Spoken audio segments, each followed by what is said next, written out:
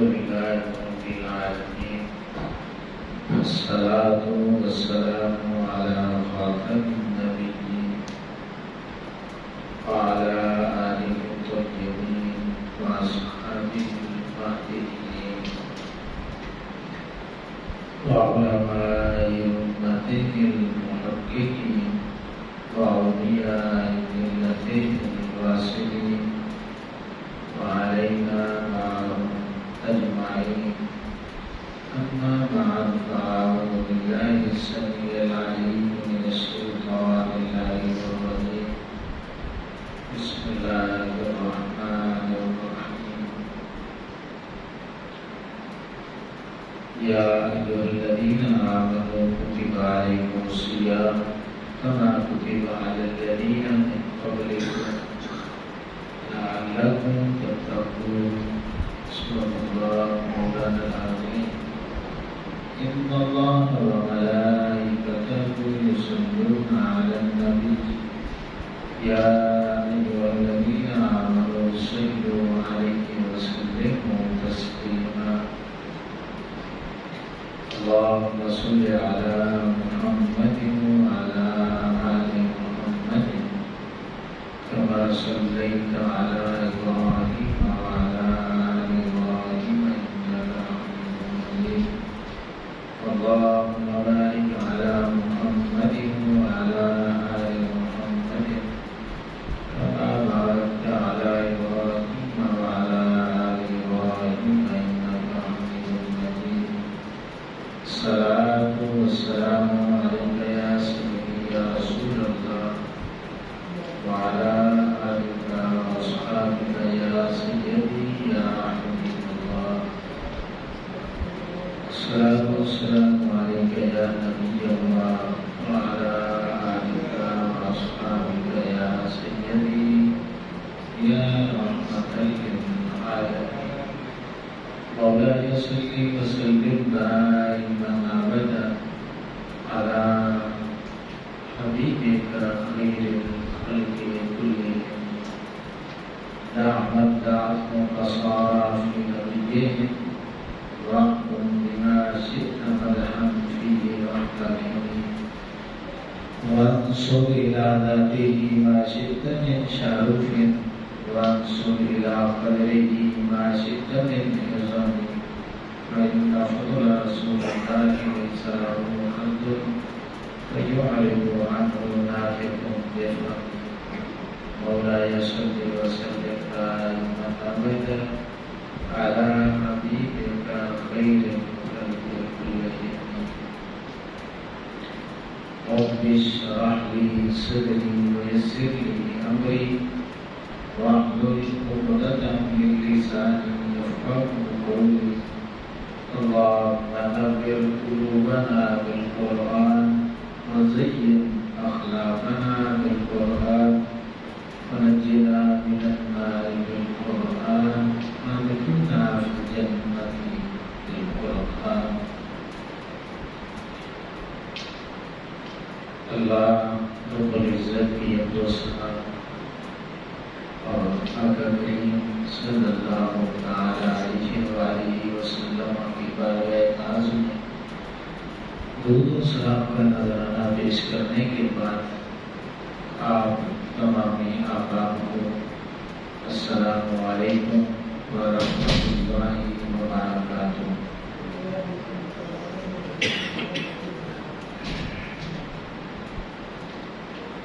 سب سے پہلے میں اللہ رب العزت کی بارگاہ میں یہ دعا کرتا ہوں کہ اللہ مجھے حق بیان کر کے سنا کے ہم سبھی کو عمل کی توفیق عطا فرمائے.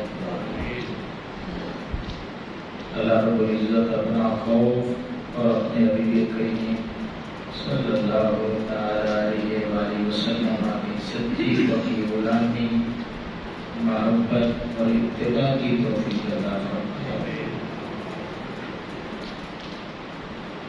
محمدیہ صلی اللہ علیہ وآلہ وسلم کے غلاموں جیسا کہ تمامی آقا کو معلوم ہے کہ رمضان المبارک اپنی تمام تر برکتوں اور رحمتوں کو لٹاتے ہوئے اپنی منزل کی طرف روانہ ہے۔ رمضان المبارک میں سب سے اہم ترین جو بات ہے وہ یہ ہے کہ اس میں روزہ رکھا جائے۔ تمام علماء کا اس بات پر اتفاق ہے کہ رمضان المبارک میں سب سے اہم ترین جو کام کرنے والا ہے وہ رمضان کا روزہ رکھنا ہے۔ اس کے علاوہ رمضان المبارک کے ساتھ جتنے بھی منسلک عبادات ہیں، ضروری مسائل ہیں، وہ بھی وقتاً فوقتاً بیان ہونے چاہیے۔ مثال کے طور پر رمضان کا جب ذکر ہوتا ہے تو رمضان کے ساتھ یہ نہیں ہو سکتا کہ رمضان کا تو ذکر ہو اور پھر قرآن کا ذکر نہ ہو۔ اللہ رب العزت نے واضح قرآنی آیات موجود ہیں، گواہ ہیں کہ رمضان المبارک کا مہینہ وہ مہینہ ہے جس میں اللہ رب العزت نے قرآن کو نازل کیا۔ اسی طرح رمضان المبارک میں پھر لائلۃ القدر کی رات ہے جو 1000 مہینوں سے افضل رات ہے۔ اسی طرح رمضان المبارک میں اعتکاف کی عبادت ہے، اسی طرح صدقہ و خیرات ہے، زکوٰۃ ہے، اور پھر صدقہ فطر ہے، اور پھر اسی طرح درجہ بدرجہ دیگر عبادات ہیں، تلاوت قرآن ہے، نوافل ہے، ان سبھی کا ذکر آتا ہے۔ امام الانبیاء صلی اللہ علیہ وآلہ وسلم کے غلاموں،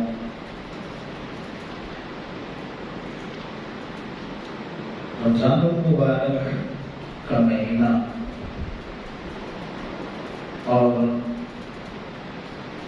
سورہ اخلاص حضرت مولا کائنات مولا مرتضیٰ شیر خدا کرم اللہ تعالی وجہہ الکریم آپ کا فرمان ہے کہ اگر اللہ رب العزت نے اپنے حبیب کریم علیہ السلام کی امت کو بخشنا نہ ہوتا تو کبھی بھی رمضان المبارک اور پھر سورہ اخلاص یہ کبھی بھی عطا نہ فرماتا۔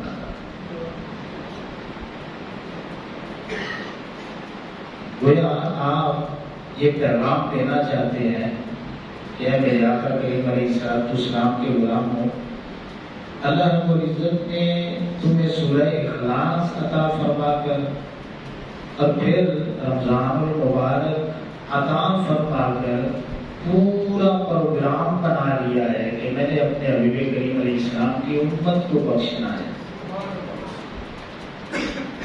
اب بخشش وہی حاصل کر سکتا ہے جو رمضان المبارک کے تقاضوں کو پورا کرے گا، جو خود نہیں اپنی بخشش کروانا چاہتا، بس اس کے علاوہ جتنے بھی ہیں اللہ رب العزت سے توبہ کرنے والے، معافی مانگنے والے، روزہ رکھنے والے، تلاوت قرآن کرنے والے، اللہ رب العزت سب کی توبہ قبول بھی فرماتا ہے، نیک اعمال کو بھی قبول فرما دیتا ہے۔ اللہ اکبر۔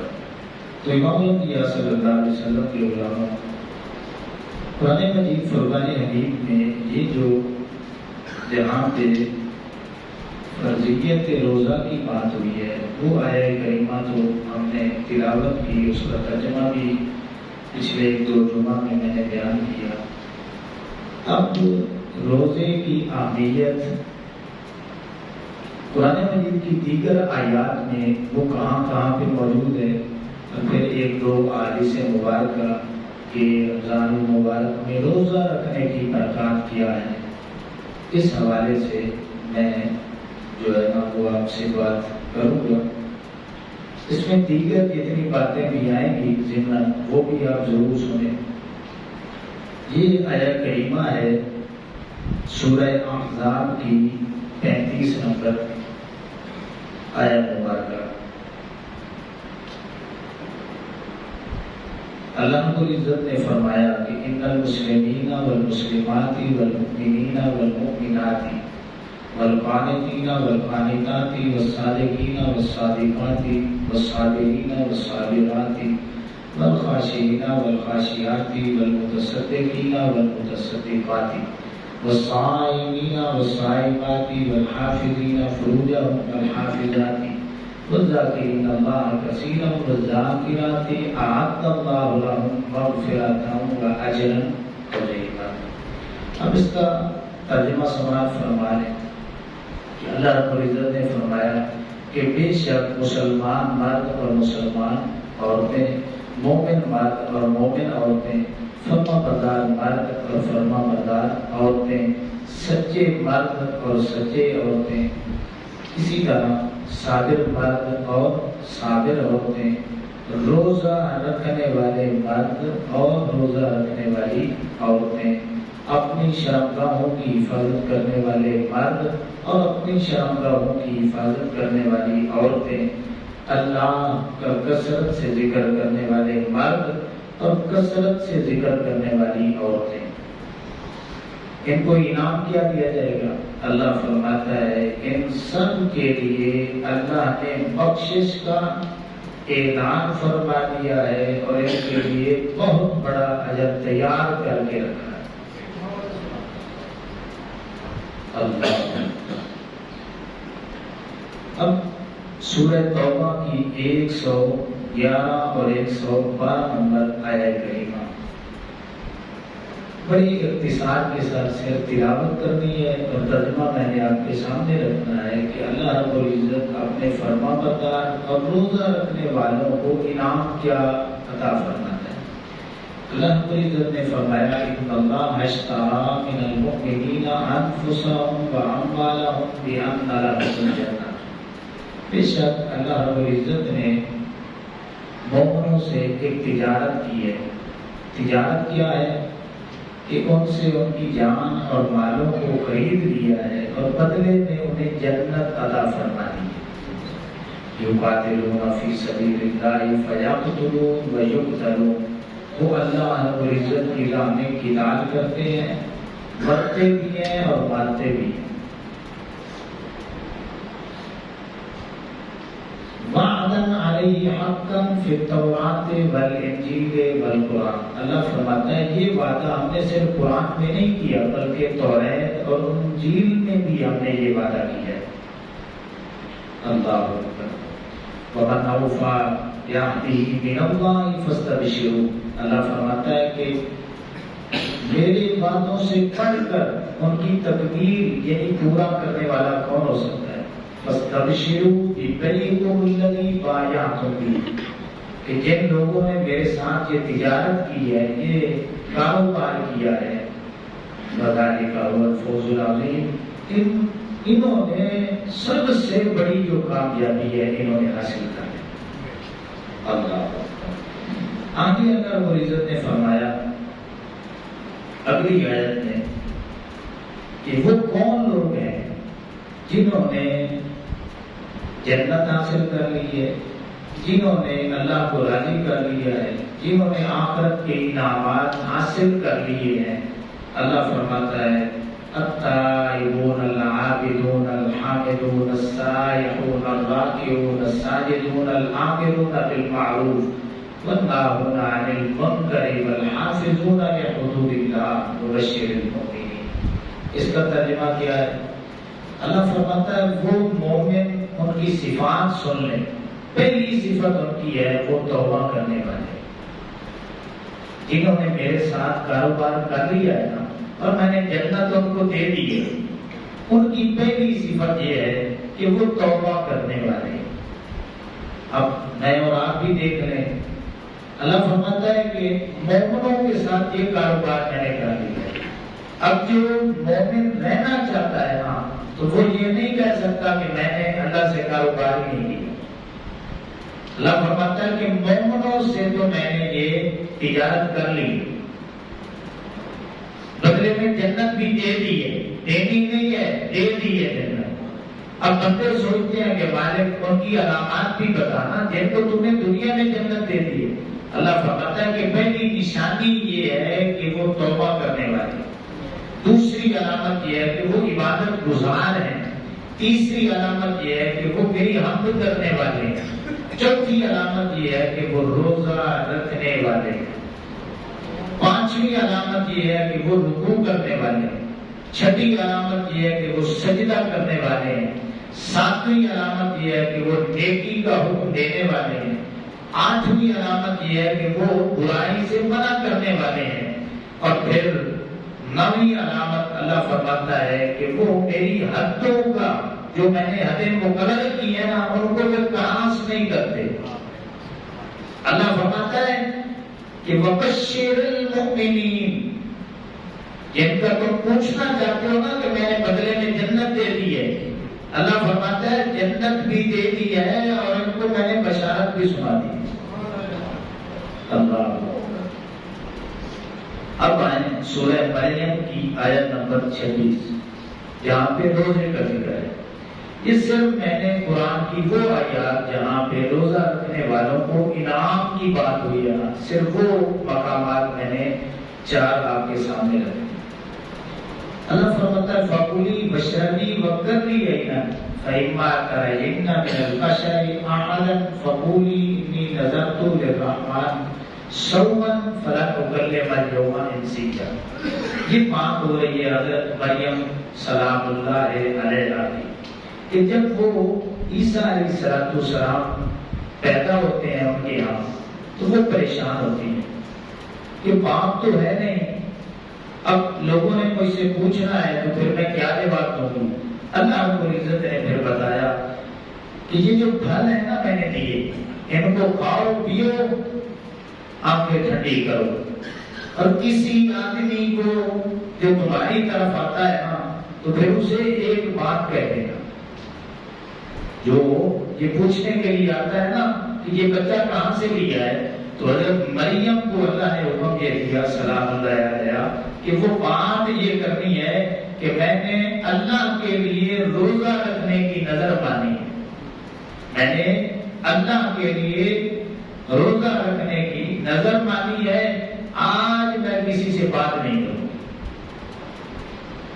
اب علماء نے لکھا ہے کہ یہ چپ کا روزہ ہے، یہ والا روزہ نہیں ہے، چپ کا روزہ۔ ایک ہوتا ہے کھانا پینا چھوڑ دینا، یہ بھی روزہ ہے، اور بالکل خاموشی اختیار کر لینا، یہ بھی ایک روزہ ہے۔ یہ جو ہم روزہ رکھتے ہیں نا تو ہم برائی سے بچتے ہیں، نیکی کے کام کرتے ہیں، تو گویا ہم نے ایک چپ کا بھی ساتھ روزہ رکھا ہوا ہوتا ہے، ٹھیک ہے نا۔ یہ جتنی بھی پابندیاں ہیں نا کہ روزے میں جھوٹ نہیں بولنا، غیبت نہیں کرنی، گناہ نہیں کرنا، چھوٹی سی چھوٹی جو کمی کمزوری والی بات ہے وہ بھی نہیں کرنی، تو گویا یہ اس بڑے روزے کے ساتھ ایک یہ چھوٹا بھی روزہ بھی اللہ نے ساتھ ملا دیا ہے کہ میرے مطلب چپ کا بھی روزہ رکھنا۔ اللہ اکبر۔ آگے سورہ تحریم آیت نمبر 5 میں اللہ فرماتا ہے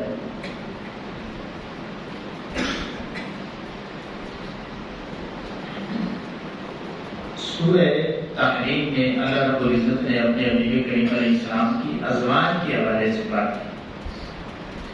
اللہ رب العزت نے ایک تنبیہ کی کہ میرے حبیب کریم علیہ السلام کی ازواج جس طرح میرے حبیب کریم علیہ السلام تقوی و طہارت میں، پاکیزگی میں، نیک اعمال میں سب سے آگے ہیں نا، تو اب آپ میرے حبیب کریم علیہ السلام کے گھر کی زینت بن چکی ہو، تو اب آپ نے بھی اسی طرح کا معیار جو ہے وہ رکھنا ہے، عبادات میں سب سے آگے ہونا ہے، نیکوکاری میں سب سے آگے ہونا ہے، اور اطاعت گزاری میں سب سے آگے ہونا ہے، فرما برداری میں سب سے آگے ہونا ہے۔ اس کا اللہ رب العزت نے ذکر فرمایا کہ اے میرے حبیب کریم علیہ السلام کی بیویوں، یہ والا معیار تم نے اپنانا ہے، اگر نہیں اپناؤ گی تو اللہ نے پھر یہ جو ہے نا تنبیہ فرمائی کہیں ایسا نہ ہو کہ پھر میرے حبیب کریم علیہ والسلام آپ کو طلاق دے دیں اور پھر میں آپ کے بدلے میں اچھی ازواج اپنے حبیب کریم علیہ السلام کو عطا فرماؤں اور پھر وہ مومنہ ہوگی، اطاعت گزار ہوگی، توبہ کرنے والی ہوگی، عبادت گزار ہوگی، روزہ رکھنے والی ہوگی، شادی شدہ بھی ہوگی اور کنواریاں بھی ہوگی. یعنی یہ تنبیہ کی جا رہی ہے کہ اعلیٰ معیار رکھنا ہے، نیکی کے حوالے سے دیگر عورتوں سے بڑھ کے تم نے رہنا ہے. اسی لیے اللہ رب العزت نے اعلان فرمایا کہ یا نساء النبی لستن کاحد من النساء، اے نبی کریم علیہ السلام کی بیویوں اب تم اور عورتوں جیسی نہیں رہی، اب بڑے گھر کی عورت بن چکی ہو تو بڑا بن کے پھر دکھانا بھی. اللہ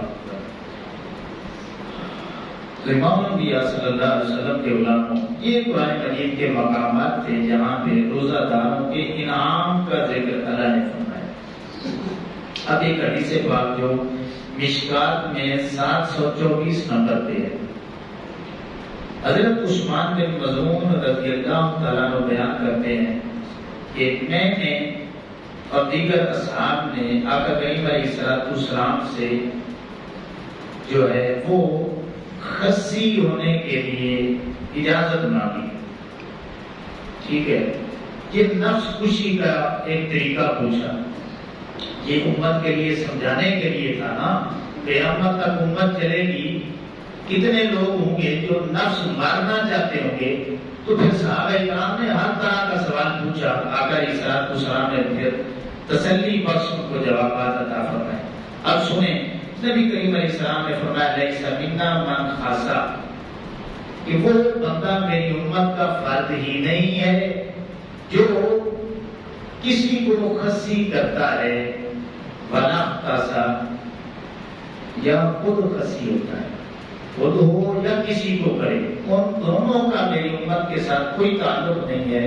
نبی کریم علیہ السلام نے فرمایا انا خصاء امت الصیام، اگر کوئی جو ہے نا یہ اس لیے کرنا چاہتا ہے کہ میری نفس خوشی ہو، یہ تو اچھی بات ہے، اب اس کا طریقہ میں نے بتانا ہے. نبی کریم علیہ السلام نے فرمایا الصیام، پھر روزے رکھے. جو وہ یہ چیز حاصل کرنا چاہتا ہے نا کہ میرا نفس ختم ہو جائے، یہ جو مقام ہے یہ تو روزہ رکھنے سے بھی مل جائے. اللہ اکبر.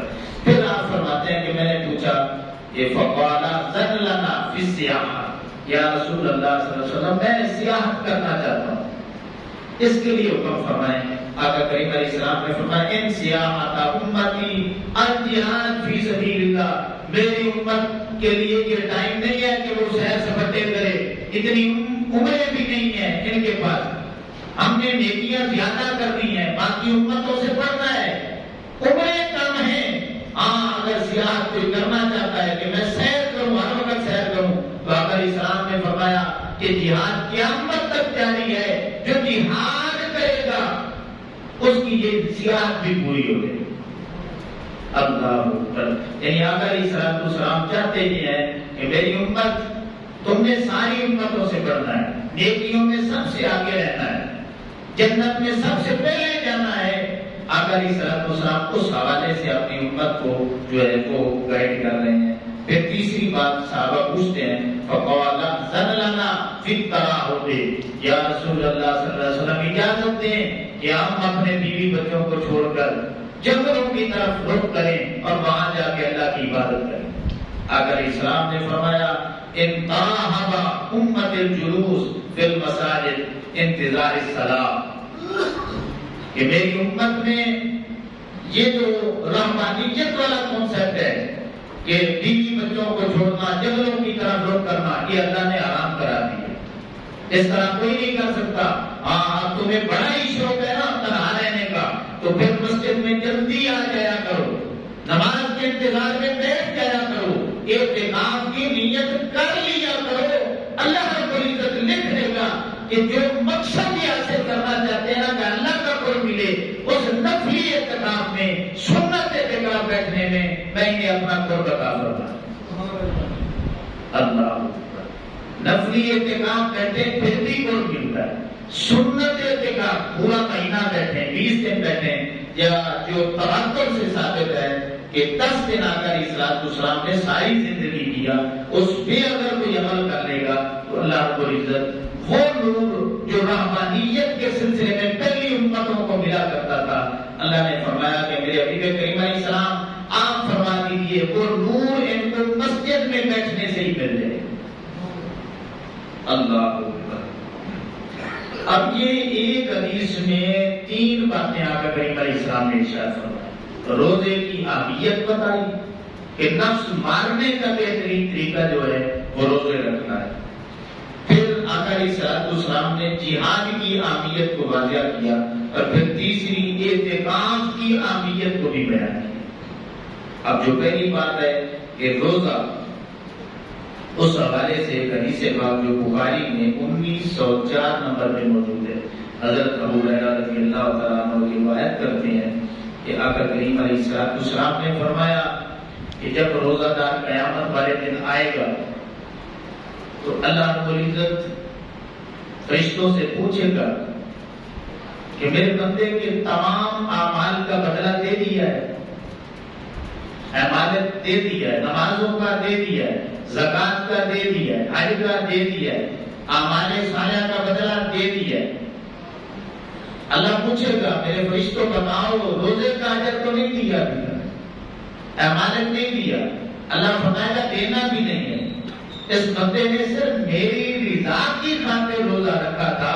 میرے بندو سارے اعمال جو کرتے رہے نا میرے بندے، تم نے سارے اعمال کا بدلہ دینا ہے، لیکن روزے کا بدلہ نہیں دینا۔ کیوں؟ کہ یہ میرے اور میرے بندے کا ایک راز تھا، آج اس راز کو میں اپنے بندے اور اپنے درمیان ہی رکھنا چاہتا ہوں۔ اس کا اجر میں تمہیں دکھا کے دینا ہی نہیں چاہتا، صرف اپنے بندے کو دکھا کے دینا چاہتا ہوں۔ الصوم لی وانا اجزی بہ، فرشتوں ہاتھ جاؤ، جب روزے کی باری آئے گی تو میرا بندہ جانے اور میں جانے۔ اللہ اکبر۔ پھر آقا علیہ السلام نے فرمایا کہ جو روزہ ہے یہ ڈھال ہے، اور روزے میں کوئی بھی فحش کلامی نہ کرے، گالی گلوچ نہ کرے، لڑائی جھگڑا نہ کرے۔ اگر کوئی ایسی صورتحال بند ہے تو پھر وہ کہے انی امرؤ صائم، میرا بھائی لڑائی نہ کر، میں نے روزہ رکھا ہوں۔ بس اتنی سی جو بات ہے، اتنا سا جواب ہے وہ دے دے۔ آگے آ کر کریم علیہ السلام نے فرمایا والذی نفس محمد بیدہ، مجھے اس ذات کی عزت کی قسم ہے جس کے قبضہ قدرت میں مجھ محمد کی جان ہے، ولا خلوف ففی الصائم اطیب عند اللہ من ريح المسک۔ روزہ دار جب روزہ رکھتا ہے تو روزہ رکھنے کی وجہ سے جب میدا خالی ہوتا ہے تو اس خالی ہونے کی وجہ سے روزہ دار کے منہ سے ایک بدبو آتی ہے، بظاہر وہ بدبو ہے۔ اللہ فرماتا ہے میرے بندو مجھے عنبر اور کستوری سے بھی پیاری جسے تم بدبو کہتے ہو وہ مجھے خوشبو لگتی ہے۔ عنبر اور کستوری بھی وہاں پہ نہیں پہنچ سکتی جہاں پہ روزہ دار کا گلا خشک ہو جائے تو جو دھوپ بنتا ہے، جو سمیل آتی ہے، اللہ فرماتا ہے وہ بھی مجھے بڑی پیاری لگتی ہے۔ اسی حدیث پاک میں پھر اینڈ پہ آقا علیہ السلام نے فرمایا کہ للصائم فرحتان، روزہ دار کو 2 خوشیاں نصیب ہوتی ہیں۔ ایک خوشی یہ ہے کہ اذا فطر فرح، جب وہ روزہ اختیار کرتا ہے، افطار کرتا ہے تو افطاری کی بڑی خوشی ہوتی ہے۔ ٹھیک ہے۔ اب دوسری بات نبی کریم علیہ السلام نے فرمایا وَإِذَا لَقِيَ رَبَّهُ فَرِحَ يَصُومُهُ، جب قیامت والے دن میں اپنے بندے کو روزے کا اجر دوں گا نا، اس وقت میرا بندہ مجھ پہ راضی ہو جائے گا۔ اندازہ لگائیں اس وقت اللہ نے فرمایا فَمَن لَقِيَ، میرے بندے کی جب قیامت والے دن روزے کے اجر کے حوالے سے ملاقات ہوگی تو آقا علیہ السلام نے فرمایا، اللہ نے فرمایا ہے کہ میرا بندہ اس وقت خوش نظر آئے گا۔ اللہ اکبر۔ اب یہ بخاری شریف میں 2014 نمبر اور 2204 نمبر حدیث پاک ہے۔ نبی کریم علیہ السلام نے فرمایا کہ من صام رمضان، ایمانا احتسابا غفر له ما تقدم من ذنبه. اور اگلے الفاظ آقا علیہ السلام نے فرمایا من قام رمضان لیلۃ القدر غفر له ما تقدم من ذنبه. جس نے ایمان کی طاقت کے ساتھ اور احتساب کے ساتھ رمضان کا روزہ رکھا اور لیلۃ القدر کی تلاش کرتا رہا، یہ دو کام جو کوئی کرتا ہے، آقا کریم علیہ السلام نے فرمایا اللہ اپنے بندے کو اس طرح پاک اور صاف کر دیتا ہے جس طرح بچہ اس دنیا میں آتا ہے تو گناہوں سے پاک ہوتا ہے، روزہ رکھنے والا بھی گناہوں سے پاک ہو جاتا ہے، اور پھر راتوں کو قیام کرنے والا، تلاوت قرآن کرنے والا، سننے والا، اور پھر لیلۃ القدر کی تلاش میں راتوں کو جاگنے والا، اللہ رب العزت اسے بھی پاکی اور طہارت کا ایک اعلیٰ درجہ عطا فرما دیتا ہے۔ اللہ اکبر۔ اب یہ ذہن میں رکھ لیں کہ روزے کے بے شمار فوائد ہیں، بے شمار فوائد ہیں۔ روزے کا سب سے بڑا فائدہ کیا ہے؟ سب سے بڑا فائدہ روزے کا جو سب سے بڑا نور اللہ کی طرف سے بندے کو عطا ہوتا ہے وہ کیا ہے؟ وہ یہ ہے کہ بندے کے جو پورا سال گزرتا ہے اور ایمان اور عقیدے پہ گرد و غبار پڑتی ہے اور اللہ رب العزت کے حوالے سے بندے کا تھوڑا سا عقیدہ کمزور ہونے لگتا ہے، تو یہ رمضان المبارک کا مہینہ آتا ہے، جو روزے رکھتا ہے، روزوں کی برکت سے اس بندہ مومن کو ایک نور اللہ کی طرف سے عطا ہوتا ہے، جو مادیت کی وجہ سے اس کے عقیدے پہ گرد و غبار بن رہا ہوتا ہے، عقیدہ توحید میں کمزوری آنے والی ہوتی ہے، وہ نور رمضان کی برکت سے، روزوں کی برکت سے بندہ مومن کو عطا ہوتا ہے، اور اس نور کا نام یہ ہے کہ اللہ دیکھ رہا ہے۔ اللہ سارے بولے اللہ دیکھ رہا ہے۔ یہ سب سے بڑا نور ہے جو روزہ ہمیں عطا کرتا ہے۔ اللہ اکبر۔ اب میں اس کی بڑی لمبی ڈیٹیل ہے، میں وہ باتیں نہیں سنانا چاہتا۔ دوسرا جو نور ہے وہ کیا ملتا ہے؟ غربت کا احساس ہوتا ہے۔ جو بندہ غریب ہے وہ ہزار بار بھی آپ کو اپنی غربت کا رونا روئے گا تو امیر بندے کو کبھی بھی سمجھ نہیں آتی۔ وہ بتاتا رہے کہ میرے حالات اس طرح ہے، اس طرح گزارا ہوتا ہے، اس طرح بیوی بچوں کے حوالے سے پریشانیاں بنتی ہیں، تو اس نے کبھی غربت دیکھی ہی نہیں ہے، تو اسے کس طرح سمجھ آئے گی؟ اللہ رب العزت نے پھر روزے کو فرض قرار دیا۔ اب امیر بھی رکھیں، غریب بھی رکھیں۔ غریب بندوں کو جنہوں نے پہلے ہی ایک وقت کا کھانا کھانا ہے، ان کے لیے روزے رکھنا کوئی مشکل کام نہیں۔ تو جو ایک دن میں 3 بار نہیں بلکہ 30 بار کھاتے ہیں، 3 بار تو گھر سے کھاتے ہیں نا، پھر آفس میں جاتے ہیں، اپنے کاروبار والی جگہ پہ بیٹھتے ہیں، ہر 10 منٹ کے بعد کوئی نہ کوئی چیز آ رہی ہے، کبھی چائے چل رہی ہے، کبھی مٹھائی چل رہی ہے، کبھی نئی پھلیں چل رہے ہیں، کبھی جو ہے وہ فروٹ چاٹ چل رہی ہے، کبھی کوئی چیز ہے، کبھی کوئی چیز ہے۔ 3 بار میں 30 بار کھاتے ہیں، ان کو غریبوں کی غربت کا کیسے پتا چلے گا؟ اللہ نے فرمایا کہ روزے فرض کروں گا، غریب بھی رکھیں، امیر بھی رکھیں۔ جو غریب اپنی زبان میں ہاتھ سے نہیں بتا سکتے، جب امیر روزہ رکھیں گے تو ان کو پھر ان کی غربت کا جو ہے نا سمجھ آ جائے گی کہ غربت جو ہے کتنی بڑی چیز ہے، ان کی غربت کا پھر ان کو احساس ہونے لگے گا۔ اللہ اکبر۔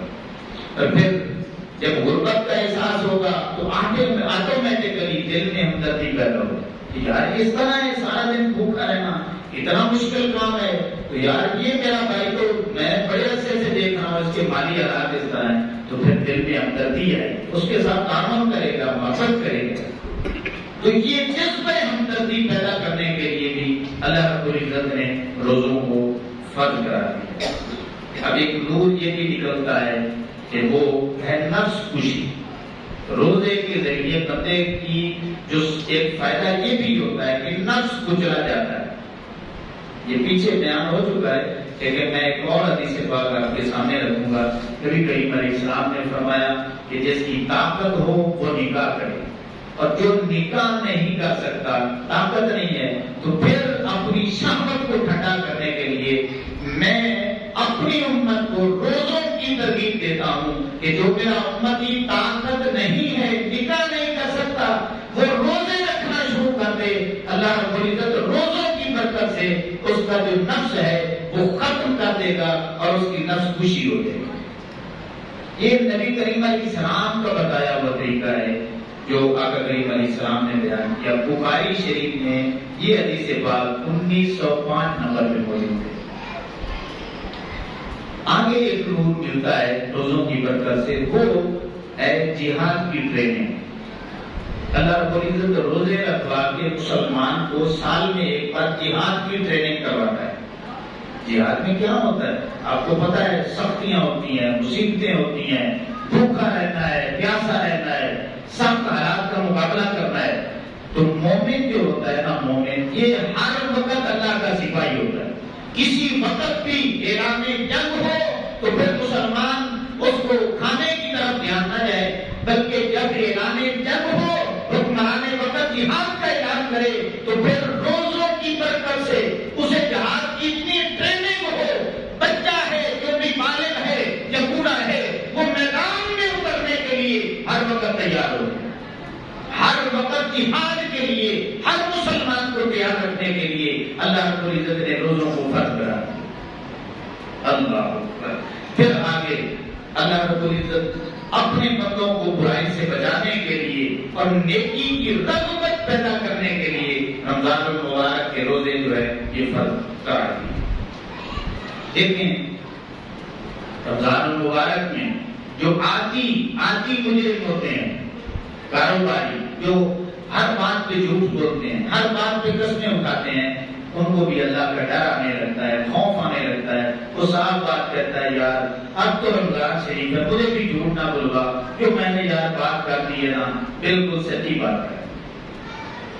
تو روزہ جو ہے اسے برائی سے روک رہا ہے، اسے ایمانداری بھی حوالہ کرتا ہے۔ تو یہ نور بھی ہمیں روزے سے ملتا ہے۔ اللہ اکبر۔ اور پھر غرور و تکبر کا خاتمہ ہوتا ہے۔ جب نفس خوشی ہوتی ہے، بندے کے وجود میں جان نہیں ہوتی، افطاری کے قریب وقت ہوتا ہے، اس کی بولنے کی سخت بھی نہیں ہوتی۔ آپ نے دیکھا ہوگا بڑے بڑے بدماش اور بڑے بڑے غرور و تکبر والے لوگ جو روزہ رکھتے ہیں، اینڈ پہ پہنچتے ہیں تو سانس اس کی نہیں نکل رہی ہوتی، کوئی ان سے بات کرے تو یار کر دے اس طرح، اب میرے بولنے کی بھی سخت نہیں ہے، یار کیسے دل کرتا ہے کر دے۔ تو اتنا آ کر اتنا غرور اور تکبر آج کیا ہوا ہے کہ بولتی بند ہو چکی ہے۔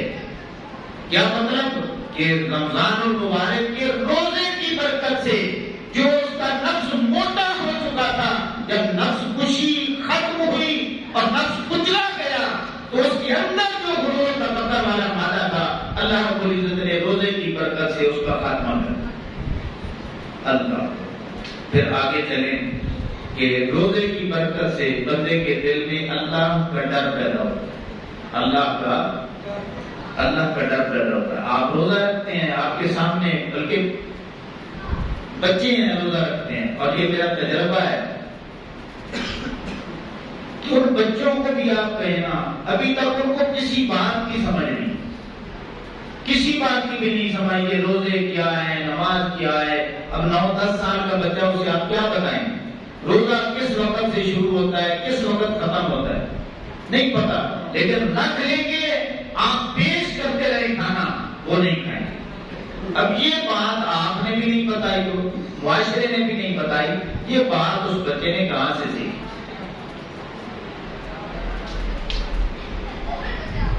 میری چھوٹی بچی ہے 9 سال کی، اس نے ضد لگائی کہ روزہ رکھنا ہے، ہم نے اس کو روزے رکھوانے شروع کر۔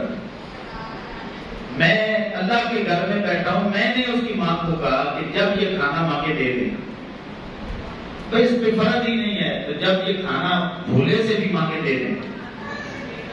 اب میں نے اسے نا، جب ظہر کا وقت ہوا، میں نے کہا کہ یہ کھانا کھا لو۔ اب میں نے بھی نہیں بتایا، اس نے کہا خود ہی نہیں کھانا، آپ کے ساتھ ہی کھانا۔ تو یہ نور جو ملا ہے یہ ہماری وجہ سے نہیں ملا، یہ روزے کی برکت سے اللہ رب العزت بندہ مومن کے دل میں بات ڈال دیتا ہے، اللہ کا خوف آ جاتا ہے۔ اس کا مطلب یہ ہے کہ کوئی اندھا بندہ ہی روزے کی برکات کا انکار کر سکتا ہے، ورنہ آنکھوں والا وہ رمضان المبارک میں اللہ کی طرف سے آسمانوں سے اپنے اوپر، دوسروں کے اوپر، معاشرے کے اوپر اترتا ہوا نور دیکھ سکتا ہے۔ اللہ ایک اور چیز بندہ مومن کو روزے کی برکت سے نصیب ہوتی ہے، وہ ہے صبر۔ صبر نصیب ہوتا ہے۔ اللہ صبر بہت بڑی دولت ہے۔ اگر آپ سے کوئی پوچھے نا کہ ایک لفظ میں آدھے دین کو بیان کرو تو صبر کہہ دے گا، اور اگر کہے کہ سارے دین کو صرف 2 لفظوں میں بیان کرو تو پھر صبر کے ساتھ شکر کو ملا لینا۔ صبر اور شکر پورے کا پورا دین ہی صبر پہ مبنی ہے، شکر پہ مبنی۔ اللہ صبر نصیب ہوتا ہے، شکر بھی نصیب ہوتا ہے۔ صبر کس طرح کہ بندے نے روزہ رکھا صرف اللہ کے حکم کی خاطر، اس نے شام تک افطاری تک وہ صبر کرتا ہے، اور جب صبر اس کا ختم ہوتا ہے، افطاری ہوتی ہے، ایک خوشی ملتی ہے، اب اس کا جو شکر ہے وہ صبر کا ختم ہوا، اختتام ہوا، اور شکر کی جو اہمیت ہے، شکر جو ہے وہ صبر سے پھر آگے شروع ہوتی ہے۔ افطاری کرتا ہے پھر شکر کرتا ہے، ٹھیک ہے نا؟ روزہ رکھتا ہے تو صبر کرتا ہے، صبر جب اختتام پذیر ہوتا ہے تو پھر بندہ مومن کو ایک نور ملتا ہے، وہ شکر کی شکل میں ملتا ہے کہ بندہ پھر شکر کرتا ہے، مالک تیرا شکر ہے۔ اللہ اکبر۔ تو امام الانبیاء صلی اللہ علیہ وسلم کے غلاموں، یہ سارے نور ہمیں روزے سے ملتے ہیں۔ وہ کون بدبخت مسلمان ہے جو کلمہ بھی پڑھتا ہے، آقا علیہ السلام سے محبت کے دعوے بھی کرتا ہے، اور رمضان مبارک کا مہینہ بھی ہو، صحت مند بھی ہو، جوان بھی ہو، اس کے پاس وقت بھی ہو، اور اتنا عظیم موقع بھی ہو جس طرح یہ ہمارا رمضان گزرا ہے۔ آپ دیکھ لیں شاید ایسے سالوں میں آپ کا رمضان نہیں آیا ہوگا، بالکل عام صورتحال میں رمضان شریف چل رہا ہے، ابھی تک سخت روزے نہیں آئے، اتنی حالات سازگار ہیں، اور پھر بھی وہ روزہ چھوڑ رہا ہے، اور پھر کل قیامت والے دن اپنے رب کو یار کیا بہانہ وہ بنائے، بہانہ ہی کوئی نہیں بنتا۔ اللہ اکبر۔ تو اس لیے امام الانبیاء صلی اللہ علیہ وسلم کے غلاموں جنہوں نے ابھی تک روزے نہیں رکھے، خدا اللہ سے ڈرنا ہے۔ یہ روزے اتنی اہمیت ہے کہ اگر ایک روزہ کسی نے چھوڑا ہے نا، ایک روزہ، آپ کو اللہ 100 سال عمر دے، 100 سال، 200 سال، بلکہ آپ قیامت تک صدیاں آپ کو مل جائیں۔ آقا کریم علیہ السلام نے فرمایا اب میرا امتی قیامت تک روزہ رکھتا رہے، قیامت تک صدیوں کے روزے رکھے، لیکن جو رمضان المبارک کا ایک روزہ اس نے چھوڑا تھا نا، اس کا مقابلہ صدیوں کے روزے بھی نہیں کر سکتے۔ صدیوں کے روزے بھی ایک رمضان المبارک کے روزے کا بدلہ نہیں چکا سکتے۔ اللہ اکبر۔ تو امام الانبیاء صلی اللہ علیہ وسلم کے غلاموں، ضرور روزے رکھیں، یہ لذت لیں، مزے لیں۔ یہ جن کو مزہ آ جاتا ہے نا روزے رکھنے کا، تو وہ بڑھاپے میں بھی روزے نہیں چھوڑتے۔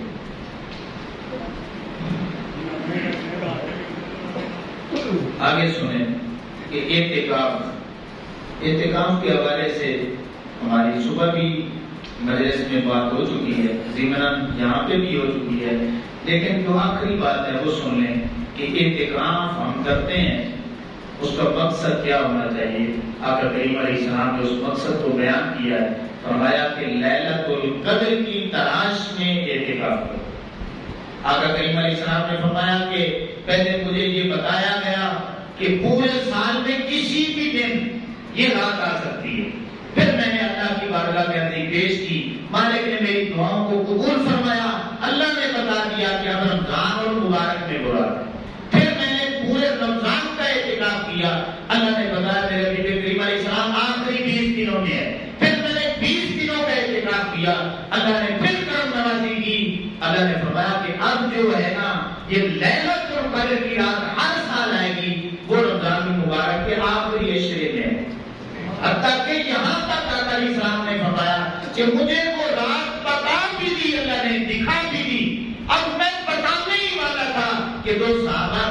وجہ سے لڑائی ہوئی اور اس لڑائی کی نوسط کی وجہ سے اللہ رب العزت نے پھر وہ مجھے رات بلا دی. اب مجھے اس رات کا تعین نہیں ہے لیکن اتنا کنفرم ہے کہ وہ رات رمضان المبارک کے آخری عشرے. اسے تلاش کریں، ان راتوں میں تانگ راتوں میں جاگیں. اللہ اکبر. ام المؤمنین عائشہ صدیقہ رضی اللہ تعالیٰ عنہا بیان کرتی ہیں میں نے آقا کریم علیہ السلام سے پوچھا یا رسول اللہ صلی اللہ علیہ وسلم بتلائیے اگر وہ رات مجھے مل جائے، اگر وہ رات مجھے مل جائے تو پھر میں اللہ سے کیا مانگوں، اللہ سے کیا مانگوں یا رسول اللہ صلی اللہ علیہ وسلم.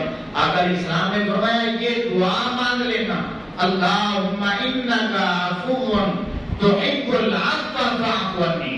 یہ دعا مانگ لینا جو ليلۃ القدر کی رات میں یہ دعا مانگ لے گا. آقا علیہ السلام نے فرمایا سمجھ لے کہ اس نے دنیا و آخرت کے سارے خزانے اللہ سے مانگے. اب اس کا معنی کیا ہے؟ اس کا معنی بالکل سادہ ہے، آپ بھی یاد کر سکتے ہیں، دعا بھی سمپل ہے. ایک بار سبھی مل کے یاد پڑھ لیں اللہم انکا عفو تحب العفو فاعف عنی. اس کا معنی یہ ہے کہ اے میرے اللہ انکا عفو، تو معاف فرمانے والا ہے، تحب العفو اور پھر معافی کو پسند بھی فرماتا ہے. فاعف عنی، اے مالک میں معافی مانگتا ہوں بس تو مجھے معاف کر دو. آقا کریم علیہ السلام نے یہ دعا ام المؤمنین عائشہ صدیقہ رضی اللہ تعالیٰ عنہا کو سکھائی اور پھر ام المؤمنین رضی اللہ تعالیٰ عنہا کا امت پہ احسان ہے کہ انہوں نے پھر آقا علیہ السلام کی امت کو وہ دعا بھی سکھائی. آج ہمارے کتنی یاد آسانیاں ہیں، تو اس لیے روزہ بھی رکھیں، قیام اللیل بھی کریں، تلاوت قرآن بھی کریں، صدقہ و خیرات بھی کریں، زکوٰۃ اگر فرض ہے تو اس کی ادائیگی بھی کریں. اور یہ جو نور ہے نا، یہ نور جو میں نے آپ کے سامنے رکھے، کوشش کریں کہ جہاں پہ کمی کمزوری ہے اس کو دور کریں اور دور کر کے جو روزے کا حقیقی مقصد ہے وہ حاصل کرنے کی کوشش کریں. میں دعا کرتا ہوں کہ اللہ رب العزت مجھے نیکی کی توفیق عطا فرمائے، ہم سبھی کو برائیوں سے بچنے کی قوت عطا فرمائے. اللہ رب العزت ہم سب کی دنیا بہتر آخرت بہترین فرما دے. ہمارا